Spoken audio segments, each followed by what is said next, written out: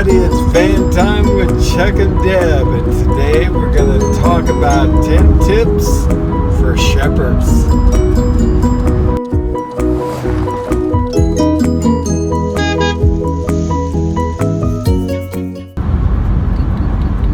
Okay, we're in Ruidoso, New Mexico, and here's the first tip for shepherds. Okay, number 1. You are a gift to the body, and everyone appreciates you. Wait a minute, you didn't see that one coming, did you? Everybody loves shepherds. Number 2, okay, you love people, but part of loving people is telling them the truth. This is very important. You need to have a strong prophet around you to help you out so that you can bring truth with grace. Remember, Jesus came full of grace and truth.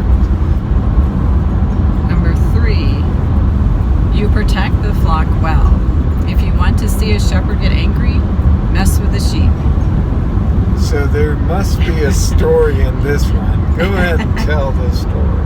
And the tip is it's okay to get upset when the sheep are being abused. But I think that's about the only time the shepherd gets angry. Number 4, being liked can be intoxicating. You got to be careful not to become a people pleaser. Remember, you're a servant of the Most High God, and therefore you're working for Him, not the people.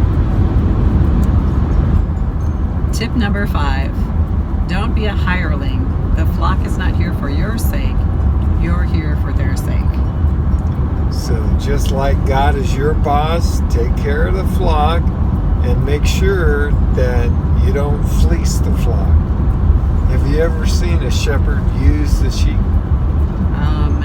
In a metaphorical sense, yes. Fleecing the sheep.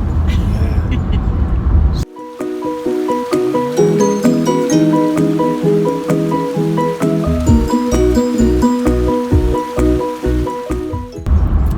Number 6, time away from the flock is important. Spend time with God.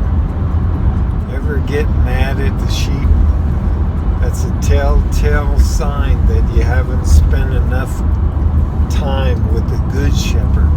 So get away, spend some time in your Bible and prayer, get alone with the Lord, and it'll put things back into perspective. Tip number 7, don't be surprised when the sheep bite you. You need thick skin. What does that mean? Sheep bite all the time, and it hurts. So if you're expecting it to happen, it won't be As dramatic. it may be, I don't know. It's pretty traumatic. Remember, you're the shepherd, so you've got to be the one that's more loving, more mature, more guiding. That's just part of the territory. Number 8 is don't protect the flock from other gifts. You tend to chase off apostles, prophets, and evangelists. These other guys round you out. You really need them on your team. And just because they're speaking directly to the sheep in a firm way doesn't mean that they're hurting the sheep. And you got to make the distinction between harming sheep and being directive so that sheep go the direction they need to go.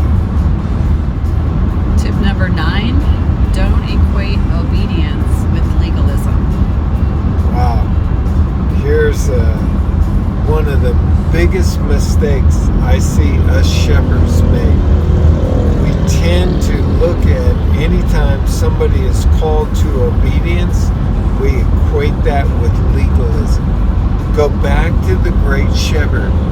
Read Jesus. Does he talk about obedience? You bet. And why? Because he knows that's the best thing for the sheep. In fact,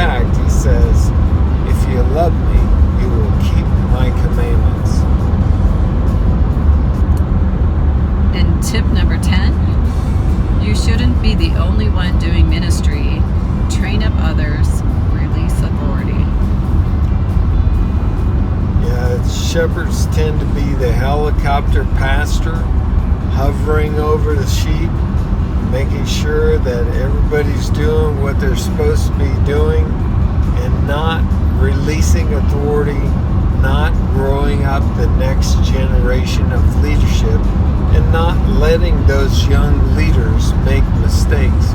You're afraid if they make mistakes, somehow, some way, they'll drive the sheep off. You gotta entrust leadership to these new leaders. Alright, we hope this is helpful. If it is, pass it on to your friends. If you have questions, put them in the comments below, and subscribe if you like our channel. We love being with you, and until next time, keep making disciples until there's no place left. You gotta be